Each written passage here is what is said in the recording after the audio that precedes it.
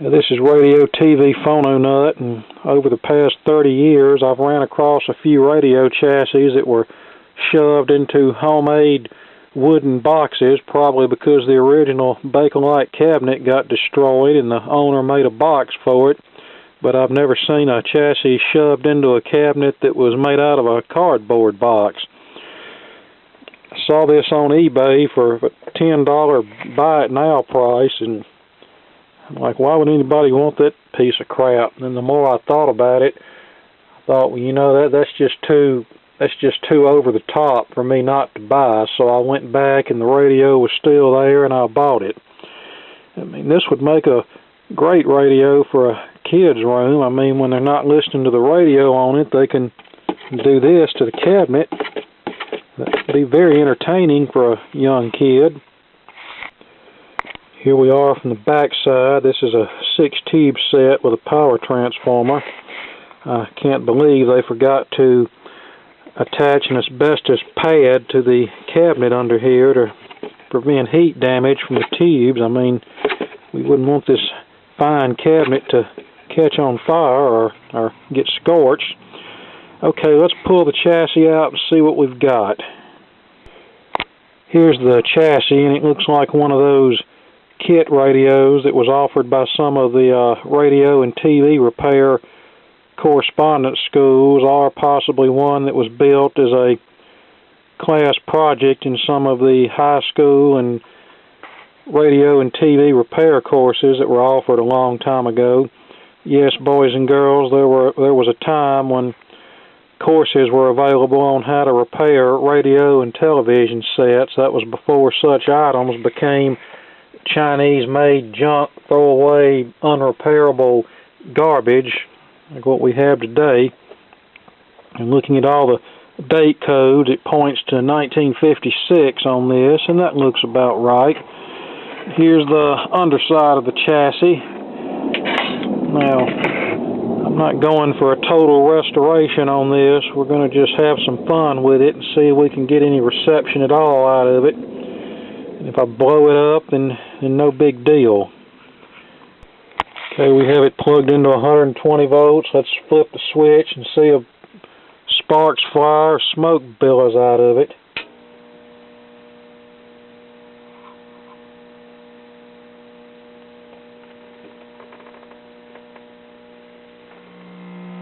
This sounds like we have a bad filter capacitor right off the bat.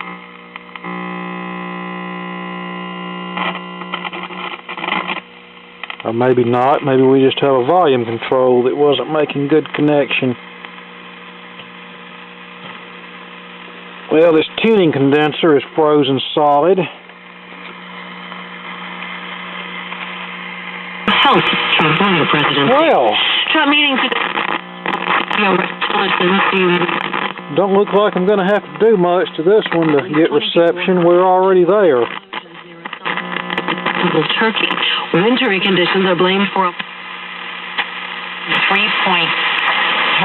billion in the first. Working pretty good considering there's no antenna on this except for this little coil right here. Magazine. The year list. So you just.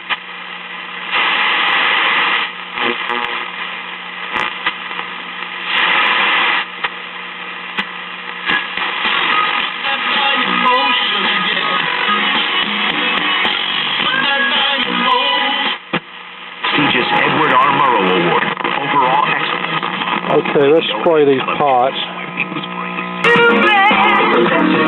So there we are with a clip lead on the antenna terminal there. Need to patch the speaker up.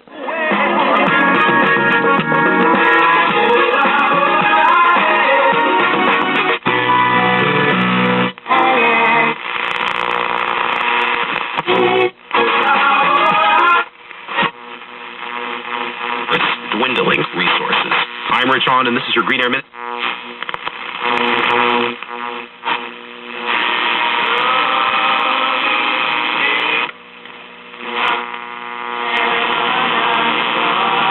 I think the alignment's way off. That sounds like 670 coming in at the lower end of the dial.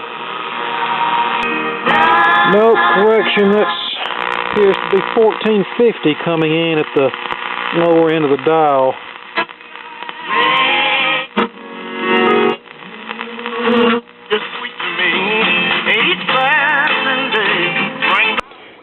Okay, I patched the speaker up. Not the neatest patch job. Just used some glue and bits and pieces of old paper towels, but it works. Like I said, I'm not trying to go all out on this.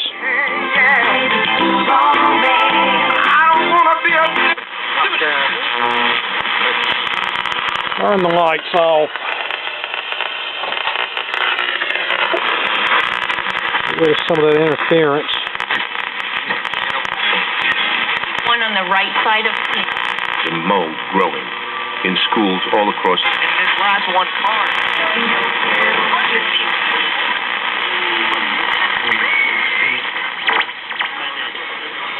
Tell you what, let's try to touch the alignment up a little bit on this. And I just have the lead from the signal generator radiating a 455 kilohertz signal into the radio, and we are out of alignment because we're actually at about almost 470 kilocycles, and we're not. When I set it to 455, we don't get anything, so let me tweak these tremors on these IF transformers and get it back down to where it should be.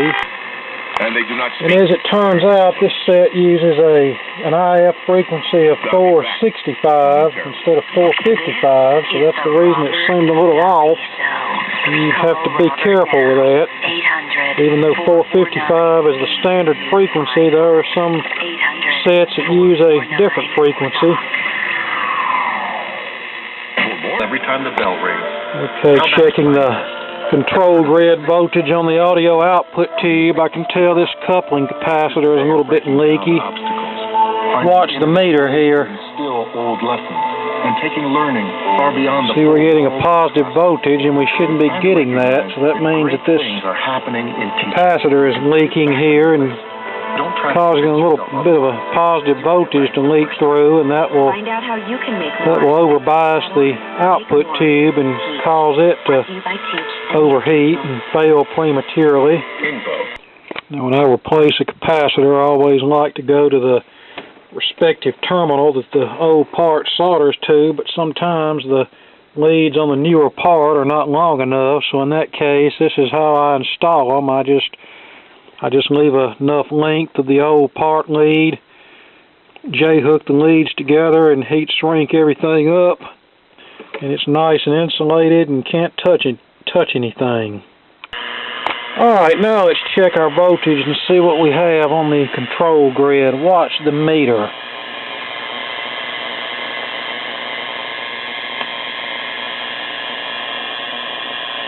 How about that? That's what it should have. Basically nothing. Now, technically all of these green capacitors should go. But like I said, this is not something that I'm going to be using every day, and since it's not in a very attractive cabinet, then I'm really not going to worry too much about it. Now, if I ever find the proper cabinet for this, then I might do a full restoration on it. And by the way, if anybody recognizes this chassis and knows what brand it might be, please let me know, as in what correspondence school offered this particular kit.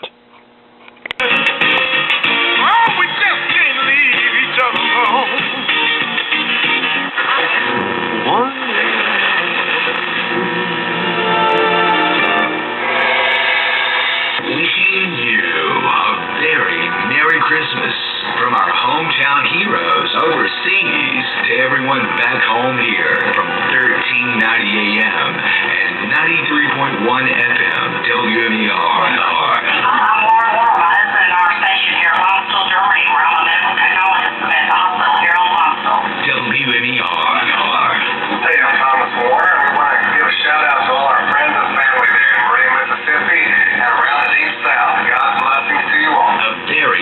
Christmas from our hometown heroes overseas all the way back home here from 1390 AM and 93.1 FM WNER.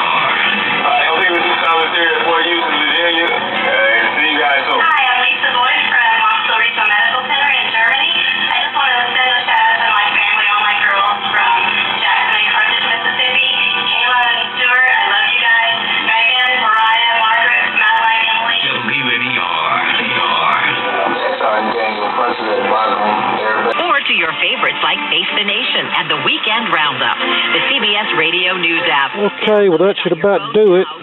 Got the kit radio back going to somewhat reasonable operation status. You have to wonder how Bob Dylan himself remembers his own complicated lyrics. Thought since we'd done so many record player videos lately, we'd change things up a little bit and do a radio, so here you go. Trouble with him when she sang during the ceremony in which Dylan was awarded the Nobel Prize.